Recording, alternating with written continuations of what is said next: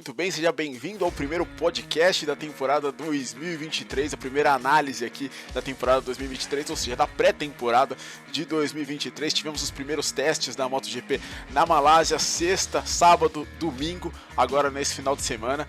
E a Ducati, mais uma vez, mostrando que tem o melhor conjunto, simplesmente 7 Ducatis dentro do top 10 depois dos 3 dias de teste e em todos os dias uma Ducati na frente, né? Tivemos no primeiro dia o Marco Bezzecchi com a Ducati da VR46 2022 na frente, depois o Jorge Martin aí com a Ducati 2023 já da Pramac na frente, e aí no último dia o melhor tempo do teste, não o recorde da pista, mas o melhor tempo do teste todo, do Luca Marini. Enfim, se você está numa moto italiana, numa Ducati ou numa Aprilia, meu amigo, você está bem para a temporada de 2023, é o que deu para entender desse teste. Se você está numa moto japonesa, quem sabe aí você tem ainda mais algumas coisas, tem algum trabalho a fazer, algo ainda para se testar. Marco Marques e Fábio Quartararo que o digam, mas antes da gente começar a comentar tudo que aconteceu nesse teste, vamos passar rapidinho o resultado do teste, né? O resultado depois dos 3 dias, bora lá. Tivemos em primeiro o Luca Marini com 1:57.889, tempo muito próximo do tempo do Jorge Martin, do recorde da pista, 1:57.790, isso foi feito no ano passado. Pecco Bagnaia ficou 80 milésimos do Luca Marini na segunda posição. Depois tivemos Maverick Viñales na primeira Aprilia, terceiro lugar, o Viñales sempre muito bom aí de testes, enfim, andando na frente do Espargaró, que ficou na sexta posição. Tivemos também o Enea Bastianini em quarto lugar, o Jorge Martin em quinto, o Jorge Martin acabou caindo no sábado, machucou um pouco a mão, se queixou aí de dores. Aí na sétima posição Fábio Gian Antônio, Marco Bezzecchi em oitavo, Alex Marques aí no seu primeiro trabalho pela Ducati, vamos assim dizer, nona posição, e Marc Marques na primeira moto aí japonesa fechando no top 10 ainda. A gente teve o Raul Fernandes, que também andou muito bem de Aprilia, em 11º. Última moto no mesmo segundo foi o Johan Zarco na 16ª posição. 2 pilotos não melhoraram o tempo no último dia, exatamente Miguel Oliveira e o Fábio Quartararo. Portanto, a primeira Yamaha apenas em 17º, primeira KTM, 14ª posição, mas primeira KTM de verdade, 13ª, né, com o Paul Espargaró. Esse é o resultado do teste. Muito bem, pelo que deu pra ver, motos italianas estão realmente no comando da MotoGP. Meu amigo, se você tá numa Ducati, se você tá numa Aprilia também, mas numa Ducati principalmente, praticamente você está no top 10. O único piloto que não ficou no top 10 foi o Johan Zarco, exatamente, após esses 3 dias de teste. Diria que o que mais chamou atenção nesse teste da MotoGP, antes da gente falar das equipes especificamente de cada uma delas, foi todo o pacote aerodinâmico que os times trouxeram para a Sepang. E se a gente viveu a fase que todo mundo estava indo atrás de asas, a fase que estava todo mundo indo atrás daquela colher ali embaixo da carenagem, ali exatamente na frente do pneu traseiro, agora a moda da MotoGP é o efeito solo, tudo que a Ducati trouxe primeiramente em 2021, e agora aquela nova maneira, né, da Aprilia, né, exatamente de colocar ali aquela protuberância ali do lado da carenagem ali, que outras equipes também estão usando. A gente viu a KTM usando, a Yamaha testou isso pouco, né, testou mais com pilotos de testes ali, mais o duto da Ducati, só que a Ducati também testou o duto junto com a protuberância dele da Aprilia. A Aprilia ainda trouxe um duto S, né, vindo, né, da Fórmula 1, exatamente ali na ponta ali da carenagem ali, logo na frente do piloto. A KTM chegou a testar com o Dani Pedrosa, algo que eu não vi os pilotos normais testando, né, só o Dani Pedrosa testando. No caso, a maleta na lateral das carenagens buscava trazer aquele efeito Venturi também, né, que é algo que a Fórmula 1 está usando hoje em dia no efeito solo, mas exatamente para levar o ar ali para a colher ali embaixo, exatamente da carenagem, para trazer mais ar para o pneu traseiro, ou seja, para resfriar o pneu traseiro, para fazer ele durar mais. Um aumento importante aí, aerodinâmico para a MotoGP. E uma coisa interessante que assim eu não tinha notado, mas eu notei nesse teste, assistindo várias imagens aí, vendo fotos, a asa estegossauro ali da Ducati, que a Honda também copiou no ano passado, você se lembra, ela funciona muito mais em curva do que em reta, e é interessante, né? Eu não tinha notado isso, sinceramente. Você olha a moto de frente, ela parece com aqueles chifres e tal, mas na hora que ela faz curva, o chifre de repente ele vira uma asa, né, na curva, exatamente com a inclinação ali do piloto na curva, com certeza ajuda aí na estabilidade da moto em curva, ou seja, a asa estegossauro é uma asa exatamente como o efeito solo, né, que ele só é usado nas curvas, né, exatamente para aumentar a velocidade da moto nas curvas. A asa estegossauro, Pokémon, como muita gente skis, ela é usada também exatamente para isso. Enfim, interessante, vale um vídeo só sobre isso depois, aí quem sabe a gente faz. Falando das equipes, a Aprilia e a Ducati aparentemente estão na frente em termos de pacote completo, aerodinamicamente, em termos de motor. A Ducati está com uma moto perfeita já, a moto 2022, que não tem tanto potencial, obviamente, para desbloquear quanto a 2023, mas é interessante, né? O Luca Marini chegou a dizer numa entrevista, se não me engano, acho que no segundo dia, que a moto tem muitos pontos positivos e que ele não tinha encontrado nenhum negativo ainda.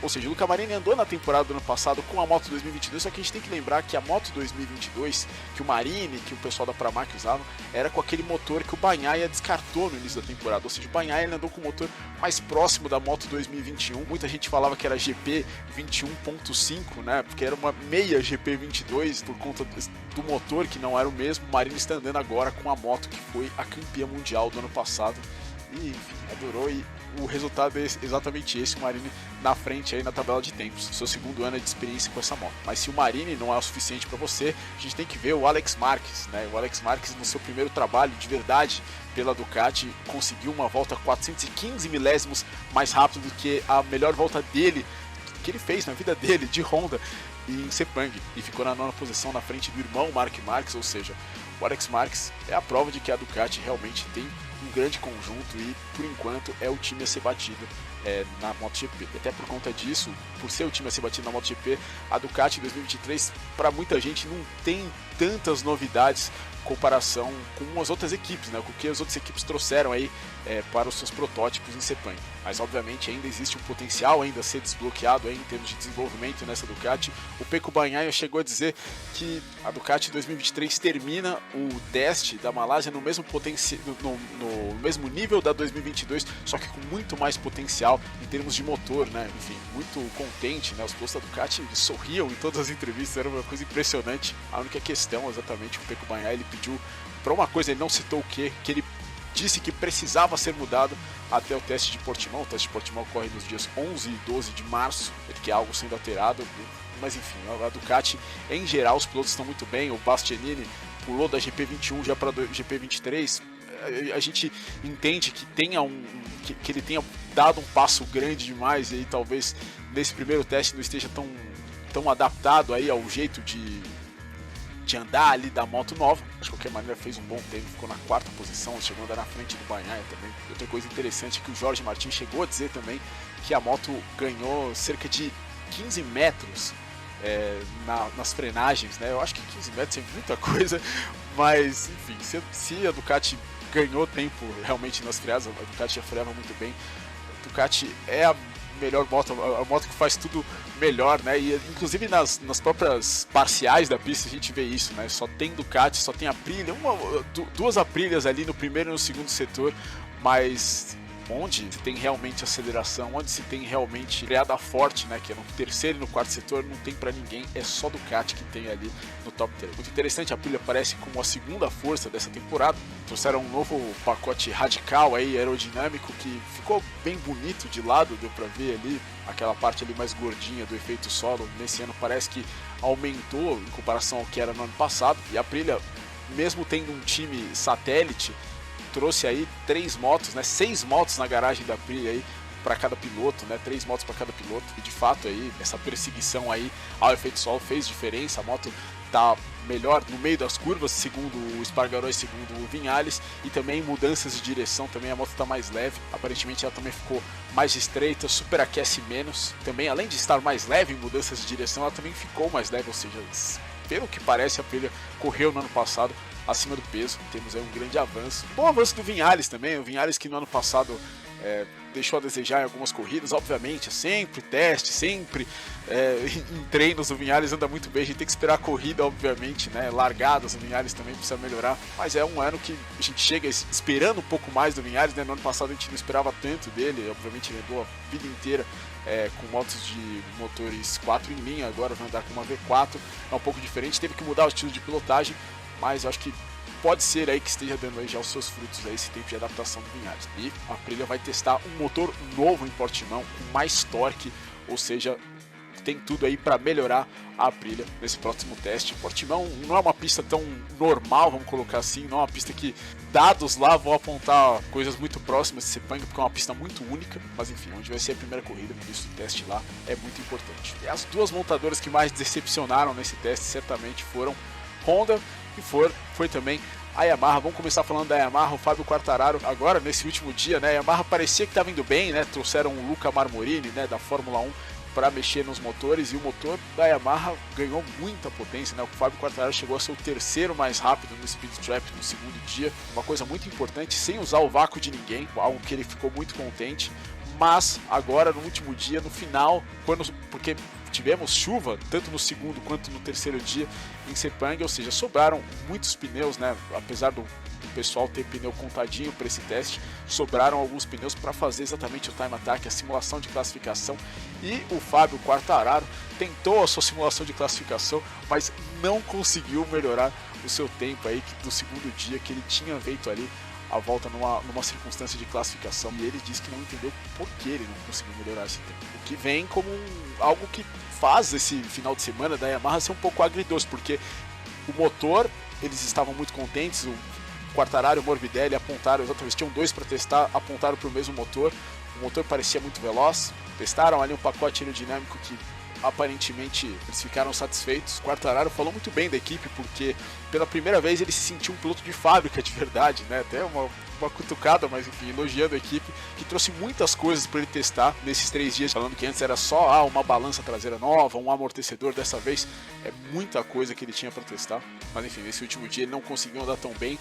Muita gente diz que pode ser um problema aerodinâmico da Yamaha, que é uma coisa interessante, porque a Yamaha, ela, de todas as motos, era a que menos andava com downforce, pressão aerodinâmica na carenagem, exatamente porque ela tinha um motor mais fraco. Agora, com um motor mais forte, pode ser que a Yamaha traga novidades aí para aí a sua carenagem já para o próximo teste, e obviamente as equipes têm direito a um upgrade durante a temporada. Pode ser que a Yamaha também traga esse upgrade também bem cedo aí, para melhorar a sua velocidade em curva, né? Quem diria que um dia a Yamaha estaria atrás da Ducati e da Aprilia em velocidade em curva, mas aparentemente é o que está acontecendo. Eles precisam dar um jeito nisso, né? Porque a MotoGP hoje em dia é muito difícil de fazer ultrapassagem, e nas sprint races, né, que enfim, vão acontecer, aparentemente vai ser mais difícil ainda. Então, velocidade de classificação é muito importante. Falando agora da Honda, o primeiro trabalho do Ken Kawauchi, né, que era o diretor técnico da Suzuki, se tornou o diretor técnico da Honda, substituindo Takeo Yokoyama depois do fim, aí triste fim da Suzuki, né, na MotoGP. Ele seu primeiro trabalho, e Marc Marquez ali aparentemente era o piloto, né, que estava mais à frente do desenvolvimento, né? Obviamente o Juan Mir, o Rins também vinham da Suzuki, né? Uma moto completamente diferente da Honda, uma moto muito mais dócil, né? A Honda aparentemente muito mais difícil. O Marquez centrou ali no trabalho, chegou a ter 4 motos ali na sua garagem, aparentemente uma delas ele descartou depois desse primeiro teste, e sobraram 3 no caso, né? Uma 2022 e outras 2 2023. Obviamente ele vai selecionar as 2 2023 nesse teste seguinte. Normalmente é o Marquez que tem que fazer esse desenvolvimento, é o piloto mais talentoso, o piloto que dá mais tempo na Honda, mas eles também precisam escutar os outros pilotos, né? Na minha opinião, né? O Mir e o Rins, porque foi exatamente o grande problema, foi o que jogou a Honda nesse buraco, né? Ouvir somente um piloto com esse talento bruto, nato do Marc Marquez, em vez de outros normais também, fazer uma moto amigável para todo mundo. Vamos ver como é que vai ser isso. Agora, o Marquez realmente deu a entender que não está tão feliz aí com o desenvolvimento da moto até o momento. Falou todos os dias que se vê, em termos de condição física, muito bem, né, o melhor momento físico dele, né, desde o acidente de 2020. Falou isso demais, e não só na entrelinha, mas ele também chegou a dizer que não vê a Honda capaz de disputar o top 5 por enquanto, e meio que falando isso, né, falando que ele tá tão bem fisicamente, ele tá jogando um pouco a culpa pra lá, né, tá falando assim, ó, se não andar bem, o problema não sou eu, o problema eu tô conseguindo andar da melhor maneira possível, tô testando tudo que eles pedem, mas a moto ainda não chegou no nível que a gente espera. Palavras aí do Marc Marquez. E onde está o handicap da Honda, onde a Honda precisa melhorar exatamente entrada de curva e saída de curva, né? A tração da Honda ainda não parece melhor, não, é o pior ponto da Honda no caso, né? Rins e Mir também chegaram a falar isso. O Marquez disse também que o Ken Kawauchi pediu para ele fazer várias coisas, ele não perguntou por quê, enfim, mas exatamente para o Ken botar um método de trabalho dele em prática, e o Marques ficou tranquilo com isso, mas a Honda ainda tem um caminho aí a ser percorrido para melhorar sua moto. Mas quanto a Mir e Rins, eu não esperaria muito deles, pela tabela de tempos, mas também por eles precisarem mudar do estilo de pilotagem deles, eu não esperaria deles muito no curto prazo. Já a KTM é a que menos a gente entendeu aí das montadoras, né? Aparentemente ainda não tem uma boa velocidade para uma volta, que era um problema que existia no ano passado. A moto ficou mais leve, segundo o Brad Binder, ou seja, a moto estava acima do peso no ano passado. O Miller também falou que ainda não se adaptou muito bem à moto, obviamente, né? Porque a KTM está saindo da melhor moto do grid e vai indo para a KTM, que é uma moto que não é a melhor do grid e também é uma moto muito diferente, né? Com uma suspensão diferente, com um chassi diferente, vai se comportar de uma maneira completamente diferente. O Jack Miller é outro piloto também que eu não esperaria muito aí nesse início de temporada. Na verdade, eu acho difícil, né, ele ter construído a carreira dele em motos normais e ir para a KTM. Eu acho complicado, mas assim, vamos ver. O Miller é um piloto muito rápido, a gente tem tudo aí para ver bom desenvolvimento dele, mas vai ser bem complicado. E houve o reverso também, né? O Miguel Oliveira saiu da KTM, foi para a Aprilia e está tendo que mudar bastante o seu estilo de condução. Tanto que ele não conseguiu melhorar o seu tempo no último dia, exatamente porque ainda não estava com a pilotagem refinada, não estava freando da maneira correta, acelerando da maneira correta. Ele não conseguiu se adaptar bem aí ainda às nuances da KTM, da Aprilia, no caso como o Raul Fernandes já conseguiu, né? O Raul Fernandes ele passou um ano terrível na KTM no ano passado, mas ainda foi um piloto muito bom na Moto 2, né? Andou muito bem com o chassi Kalex, por isso acho que tem uma vantagem aí frente ao Oliveira, né? O Oliveira anda de motos da KTM, vamos lembrar que o Oliveira andou de chassi KTM também na Moto 2, né? Então desde 2017 o Oliveira andava com chassis da KTM, chassis de treliça, então é um pouco mais difícil para ele realmente se acostumar com o chassi normal. Enfim, próximo teste da MotoGP, dias 11 e 12 de março, no circuito de Portimão. Aí a gente vai ver, realmente vai ter uma figura, um panorama aí mais claro do que vai acontecer aí nessas primeiras etapas. Até lá, muita água vai ter passado aí por baixo da ponte e vamos ver o que pode acontecer. Bom, se você gostou desse vídeo, se você gostou dessa análise, considere se dar um like, considere se inscrever também aqui nesse canal e a gente se vê numa próxima. Valeu!